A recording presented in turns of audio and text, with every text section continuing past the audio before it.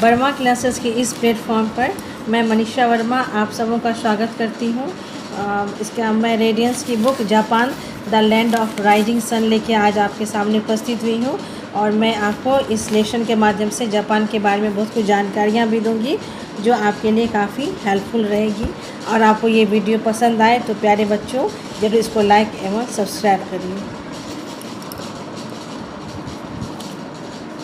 TVT के इस मंच पर मैं मनीषा वर्मा एक बार फिर आप सभी शिक्षकगणों का सादर अभिनंदन करती हूँ। मेरे मोबाइल मेरी शिक्षा के इस प्लेटफॉर्म से मैं रेडियंस की बुक लेके उपस्थित हुई हूँ जो क्लास 7 के सब्जेक्ट मैटर के आधार पर Japan the land of rising sun.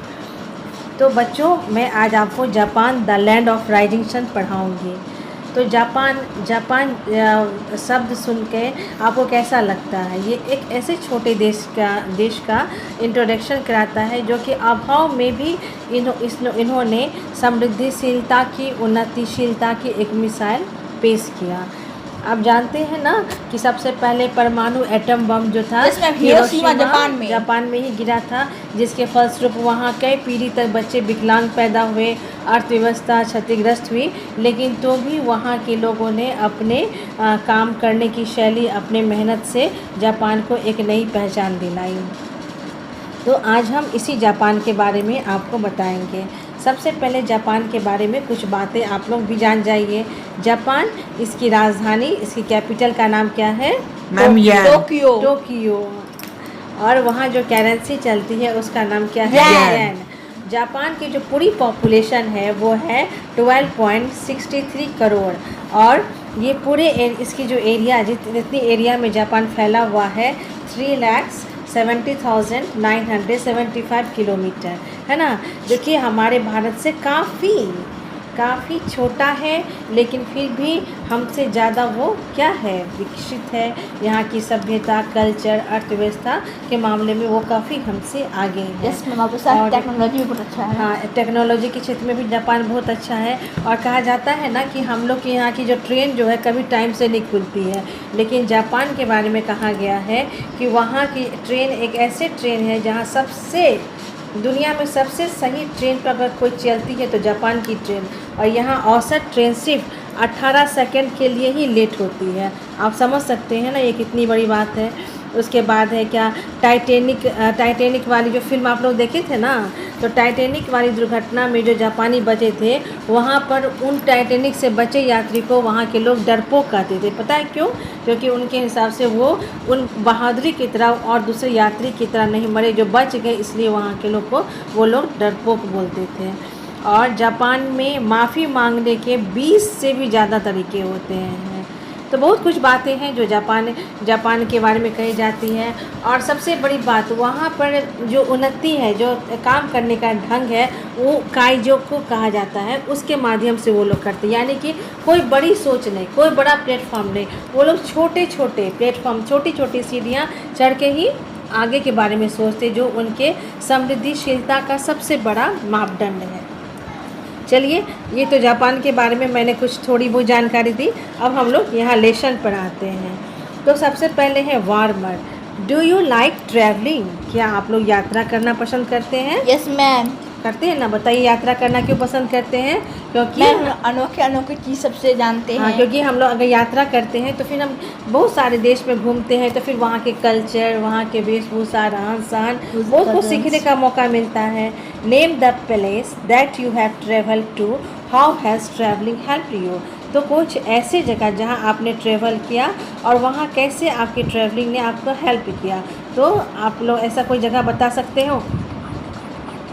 Ma'am Kathmandu. हाँ, आप काठमांडू गए थे ना, तो वहाँ पे आप गए होंगे तो बहुत कुछ आप वहाँ सीखने का, समझने का मौका मिला होगा। जैसे कि वहाँ का नेचुरल ब्यूटी है ना, वो बहुत अच्छा है वहाँ का।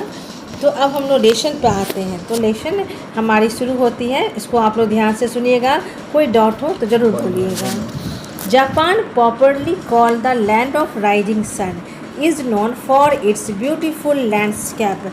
जापान किसके नाम से प्रसिद्ध है? तो land of the rising sun, उगता हुआ सूरज के देश के नाम से जापान प्रसिद्ध है। और इसके साथ साथ वहाँ के बहुत सुंदर ब्यूटीफुल लैंडस्केप्स होते हैं। लैंडस्केप का मतलब होता है कि वहाँ की प्राकृतिक सुंदरता भी बहुत अच्छी होती है। अब उगता हुआ सूरज क्यों बोला जाता है जापान को, बताइए। मैम क्योंकि हाँ। वहाँ से पहले सूरज उगता है। हाँ, क्योंकि सूरज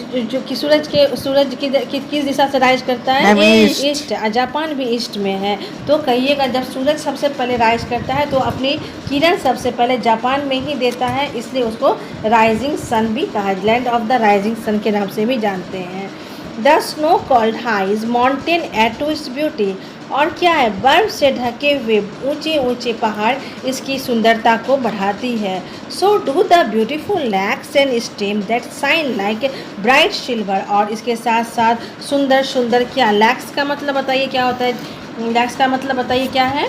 तो लैक्स झरने हुए, झील हुआ, झरना हुआ, वो सब जो वहाँ से जो पानी गिरती है वो दूर से देखने पर चमकीले चांदी की तरह दिखती है। चांदी का रंग सफ़ेद, अगर हम पानी को दूर से देखेंगे तो उसका भी रंग सिल्वर की तरह लगता है।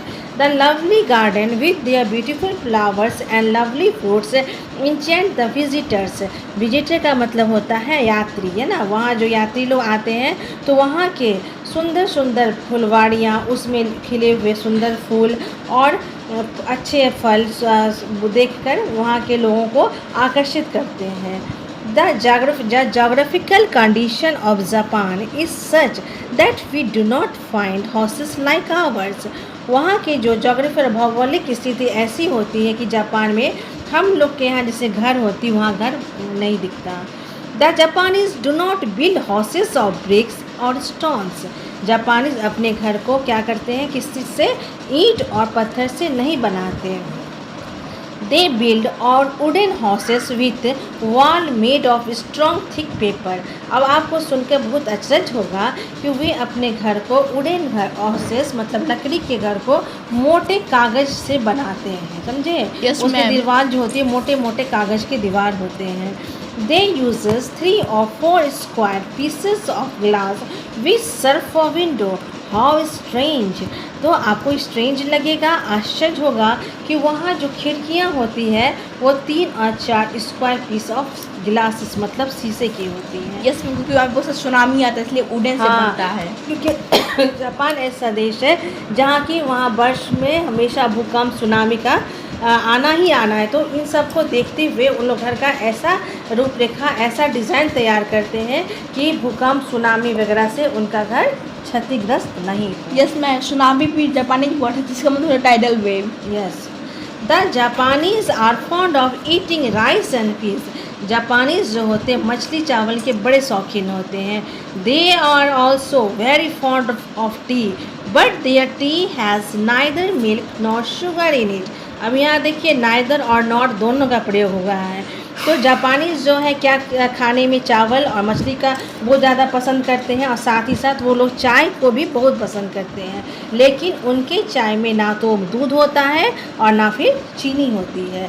The Japanese are very fond of riding in a carriage which is light and small and drawn by a man. It is called a rickshaw. जापानी लोग जो है रिक्शा पर बैठना बहुत पसंद करते हैं, जो कि हल्की फुल्की होती है और आदमी मनुष्य द्वारा खींची जाती है। Similarly they are very fond of carrying in their hands fan. और साथ ही साथ वो लोग अपने हाथ में पंखा को रखना भी बहुत ज़्यादा पसंद करते हैं, जो कि मेड ऑफ स्ट्रॉ, जो कि घास फूस की बनी होती है, जो पुआल की बनी होती है। इसमें मैं देखा हूँ। The Japanese are very particular about cleanness. और जापानी जो होते हैं साधारणतया वस्तुतः हम देखेंगे वो लोग साफ़ सफाई के बहुत ही ख्याल रखते हैं। जैसे कि अभी हमारे यहाँ प्रधानमंत्री नरेंद्र मोदी ने भी स्वच्छ भारत अपनाया हुआ है। Yes, तो हमने अभी अपनाया इस चीज़ को, और वो लोग सफाई सुथरा बहुत पसंद करते थे। No one goes into a house with the shoes on. और कोई भी वहाँ पर अपने घर में जूता पहन के नहीं जाता था। They was the prevent dust of the streets from getting into the house. क्योंकि वो लोग जो होते जो शूज़ में जो धूल लगे रहते हैं वो उस चीज़ को प्रिवेंट मतलब सावधानी के अनुसार वो जो जूते के धूल को अपने घर में नहीं घुस पाए, इसके कारण वो लोग हमेशा जूता चप्पल को बाहर घर के बाहर खोल के ही घर में प्रवेश करते हैं। There are 2 most important festivals. वहाँ के 2 महत्वपूर्ण त्यौहार हैं, one for the girls another for the boys. एक लड़कियों के लिए, दूसरा लड़कों के लिए। द फीस्ट ऑफ डॉल्स, मतलब फीस्ट का मतलब भोज होता है, तो गुड़ियों का भोज, which is celebrate on the 3rd March in a holiday for girls, जिसका सेलिब्रेशन होता है 3 मार्च को, जो कि लड़कियों की छुट्टी की दिन होती है। On this day even the poorest girl has some doll to play with, और क्या होती है, क्योंकि इस दिन होती है कि जो गरीब लड़कियां जो कि खिलौने नहीं कर सकती, तो वो उन्हें कुछ खिलौने दिया जाता है खेलने के लिए। They rejoice a lot of this on this occasion, और वो लोग इस त्यौहार को बहुत ज़्यादा जॉय करते, मतलब आनंद उठाते हैं। Similarly, the feast of the crab, which falls in May, in the day when every boy in Japan flies a kite, which look like a fish। यहाँ जो क्रैब का मतलब होता है, वहाँ जो एक मछली होती है, समुद्री मछली, जो बहुत ताकतवर होती है, तो वहाँ के बच्चे लड़के जो होते हैं इस दिन क्या करते हैं, जो कि एक पतंग उड़ाते हैं, जो कि क्रैब मछली के आकार की होती है। The crab is a very strong and brave fish, और क्रैब जो है बहुत ही ताकतवर और बहादुर मछली होती है। Every boy in Japan hopes to grow up as brave and strong as the crab, और जापान के प्रत्येक बच्चे, प्रत्येक लड़के ऐसा हॉप करते हैं, ऐसा आशा करते हैं कि वो उसी क्रैब मछली की तरह बहादुर और स्ट्रांग, मजबूत बने। New years days is also greatly celebrate in Japan, नव वर्ष भी जापान में बहुत धूमधाम से सेलिब्रेट, जश्न के रूप में मनाया जाता है। On this day they visit their friends and take present with them, और इस दिन वे लोग होते हैं अपने दोस्तों के घर जाते हैं और उनसे उपहार लेते हैं।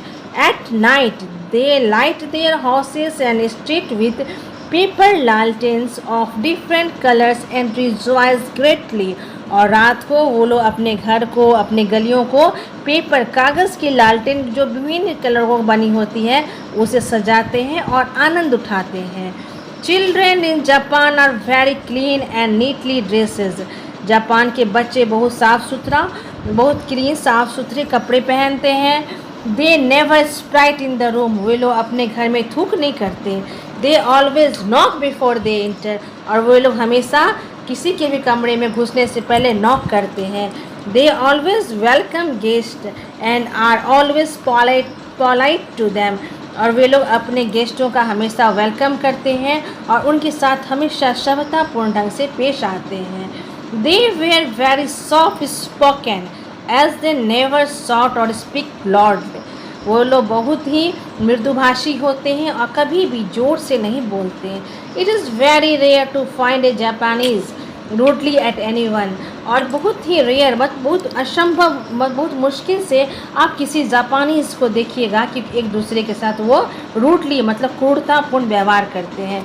जापानीज़ का मतलब होता है, जापान में रहने वाले को हम लोग जापानीज़ कहते हैं, इंडिया में रहने वाले को इंडियन, चाइना में रहने वाले को चाइनीज़, यानी कि वहाँ के जो रहने वाले निवासी हैं उसको इंडिकेट करता है जापानीज़ वर्ड से। अच्छा, अब हम लोग आगे बढ़ेंगे। The remarkable quality of the Japanese is that they do not cry if they fall down और हर्ट देमसेल्फ। तो रिमार्क पर बहुत, मतलब रिमार्क मतलब क्या कर सकते हैं इसमें, रिमार्क मतलब सोचने या देखने वाली बात ये है कि जापानीज़ जो है अगर कहीं गिर जाते, उन्हें चोट लग जाती है, तो वो रोते नहीं है। This is because of their cultural training to bear pain with a smiling face, क्योंकि ये उनका सांस्कृतिक प्रशिक्षण दिया जाता है कि किसी भी दर्द को हमेशा हंसते हुए चेहरे के साथ स्वागत करो। This helps them grow up into polite and brave man women, और ये वहाँ के लोगों को एक सभ्य और बहादुर मर्द और औरत के रूप में पेश करने में या बढ़ाने में मदद मिलता है। Shintoism is the chief reason of the Japanese, Japanese की जो होती है एक धर्म, जापानी धर्म जिसमें पूर्वजों तथा प्रकृति की पूजा की जाती है, उसको शिंटोइज्म कहा जाता है कि वहाँ के प्रमुख धर्म है। It teaches the people of Japan to live beautiful things and to honour the dead, और वहाँ के ये पर्व जो है वहाँ के लोगों को ये शिक्षा देती है कि सुंदर वस्तुओं का हमेशा आदर करिए, साथ ही साथ जो मरे हुए उनका हमेशा सम्मान करिए। This is the region they make beautiful things of wood, paper, leather, cotton. Their lovely goods are exported to other countries. अब क्या कहता है कि उनके जो बहुत इतने अच्छे सामान वो लोग बनाते हैं, उनके सुंदर सुंदर सामान जो होती हैं वो क्या होती है विदेशों में भी कहाँ निर्यात किए जाते हैं.